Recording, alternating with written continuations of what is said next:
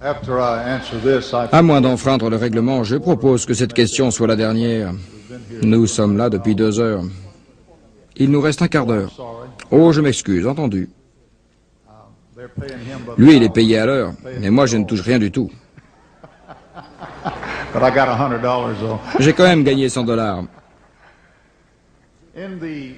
Dans l'ancien manuscrit grec, le mot unique signifie « personne ne lui était égal » et personne n'est égal au Fils de Dieu.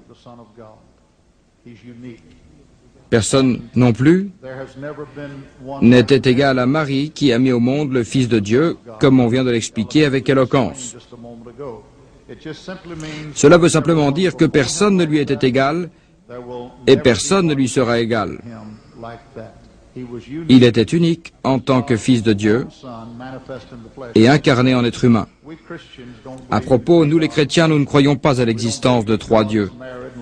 Et nous ne croyons pas que Dieu est marié et réside dans un appartement dans les cieux, ni qu'il a engendré des enfants. Nous ne croyons pas à cela. Et nous n'enseignons pas de telles stupidités. Nous croyons que Dieu, par amour et par pitié pour les hommes, est descendu sur cette planète, qu'il a vécu avec eux, marché avec eux et parlé avec eux. Il s'est incarné et s'est fait homme pour mourir sur la croix du calvaire en rédemption de nos péchés. L'être humain est incapable de trouver le salut par lui-même. Et il a fait ça et il a dit, « Vous allez tuer ce corps, et dans 3 jours, je reviendrai à la vie. » Il est unique en cela aussi.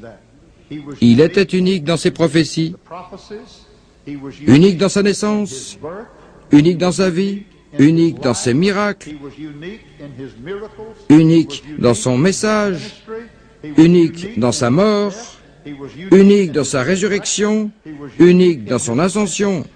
Et quand il retournera sur terre, il sera unique dans son retour.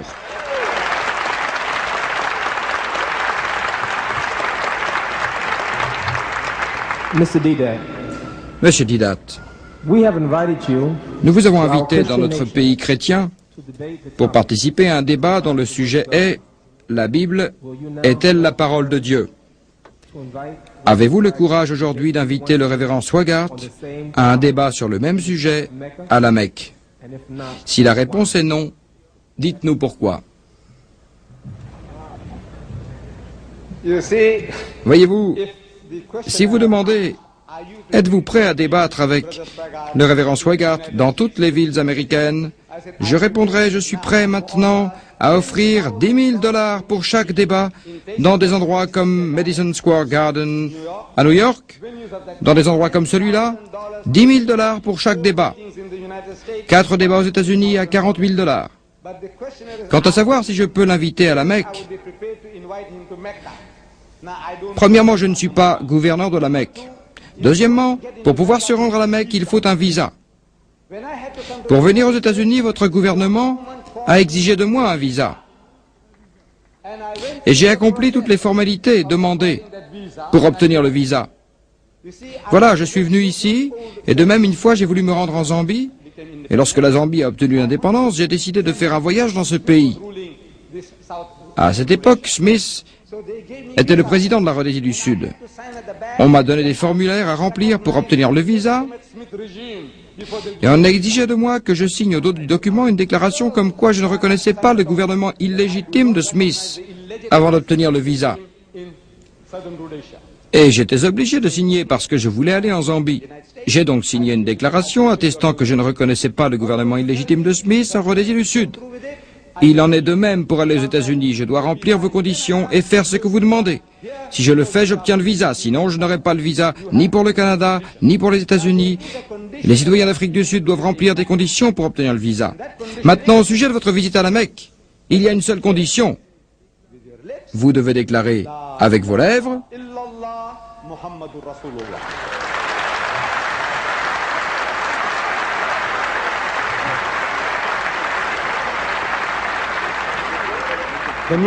Cela veut dire,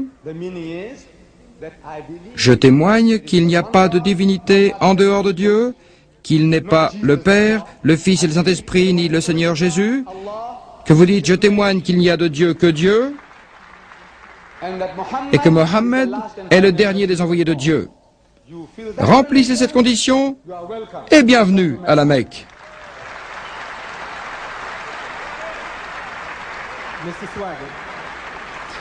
Monsieur Swaggart, selon vous, la version du roi James de la Bible est nécessaire au salut. Cela voudrait-il dire que toute personne adoptant une autre Bible sera vouée à l'enfer, tels que les musulmans, les bouddhistes, les catholiques, les juifs, etc. Je n'ai jamais dit qu'il fallait croire à la version du roi James pour trouver le salut. Ce sont des balivernes. Avant de répondre à la question, si vous ne m'autorisez pas à aller à la Mecque, permettez-moi de passer à la télévision.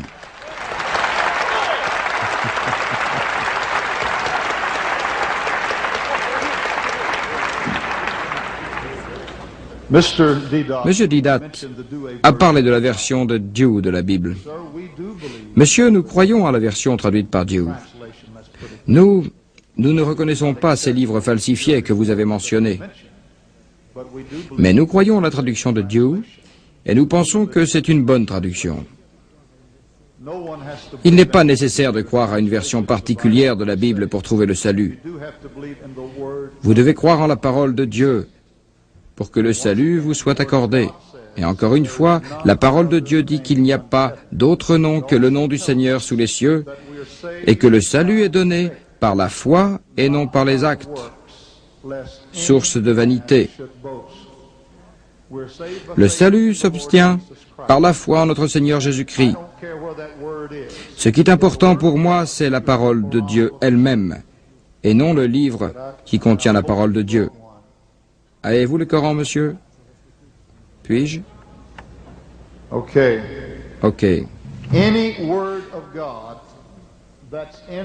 J'aurais souhaité qu'il en apporte un exemplaire.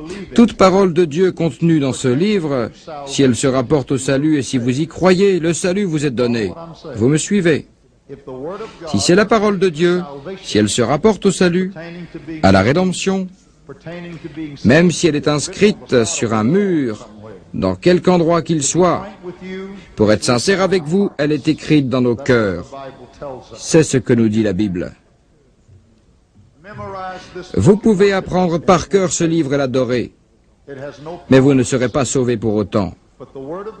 Il n'a pas le pouvoir de vous sauver, tandis que la parole de Dieu, si vous y croyez, c'est-à-dire si vous croyez que Jésus-Christ est votre sauveur, vous apportera le salut, même si elle se trouve dans le Coran.